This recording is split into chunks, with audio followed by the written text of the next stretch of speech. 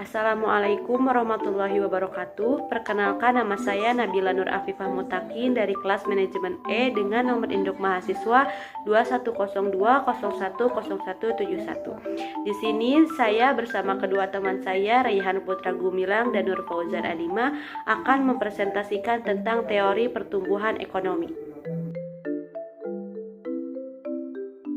Pertumbuhan ekonomi. Pertumbuhan ekonomi adalah peningkatan kegiatan ekonomi masyarakat yang menyebabkan peningkatan jumlah produksi barang dan jasa di suatu negara pada periode tertentu. Pertumbuhan ekonomi merupakan peningkatan nilai serta jumlah produksi barang dan jasa yang dihitung suatu negara dalam suatu kurun waktu tertentu.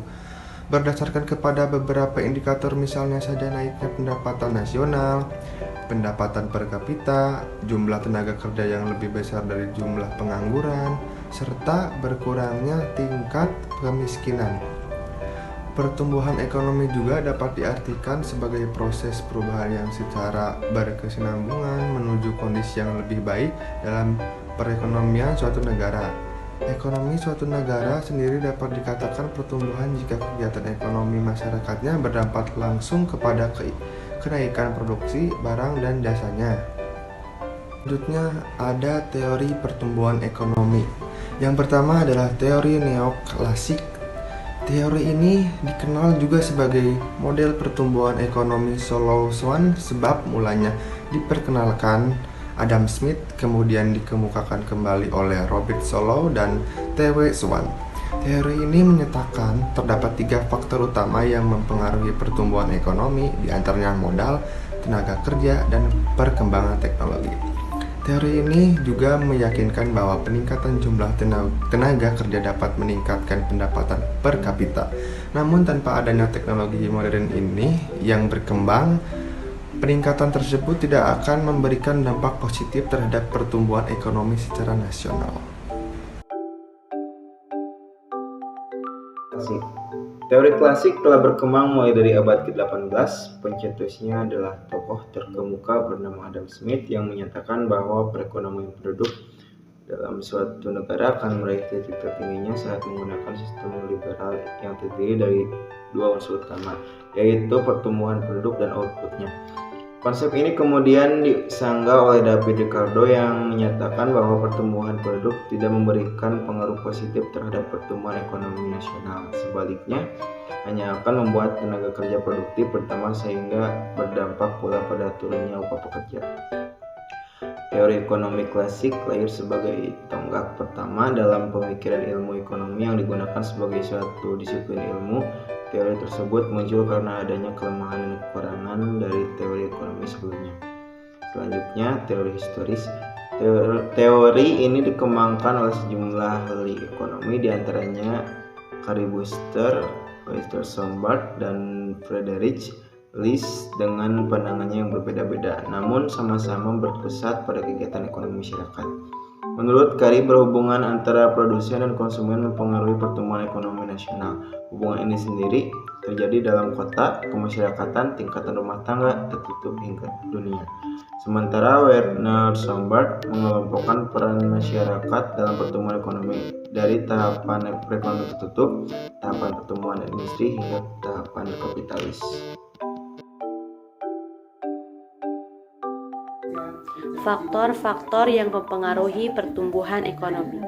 1. Sumber daya alam. Pada sumber alam atau tanah mencakup mengenai kesuburan tanah, letak dan susunannya kekayaan alam. Selain itu mencakup mineral, iklim, sumber air atau sumber lautan. Kedua, sumber daya manusia. Sumber daya manusia merupakan faktor yang penting dalam pertumbuhan ekonomi.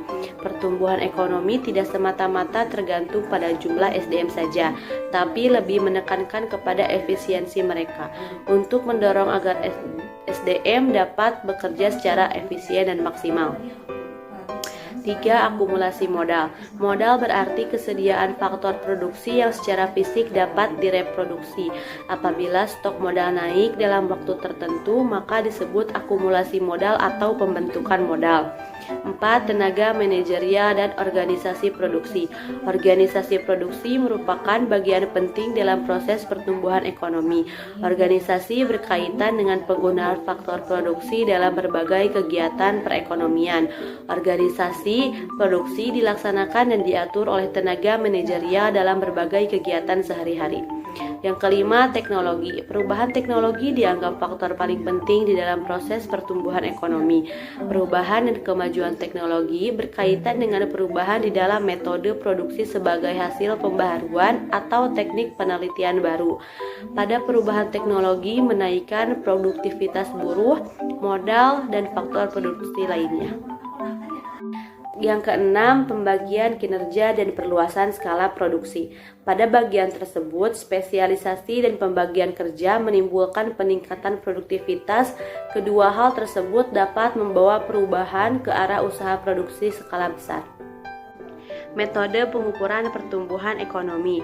Indikator pertumbuhan ekonomi sendiri dapat dilihat dari produk domestik bruto atau PDB. Sebab pada prinsipnya pertumbuhan ekonomi dapat dipahami sebagai pertambahan pendapatan nasional atau pertambahan output atas barang dan jasa yang diproduksi dalam kurun waktu 1 tahun. Produksi domestik bruto atau PDB menggambarkan pendapatan real nasional yang dihitung dari keseluruhan output suatu jasa dan barang yang diproduksi oleh suatu negara. Selain itu, indikator lainnya adalah pendapatan real per kapita yang menunjukkan pendapatan masyarakat suatu negara. Jika mengalami peningkatan secara keseluruhan dari tahun ke tahun, maka dapat dikatakan bahwa perekonomian di negara tersebut mengalami pertumbuhan yang positif. Terima kasih atas perhatiannya. Mohon maaf bila ada salah-salah kata. Wassalamualaikum warahmatullahi wabarakatuh.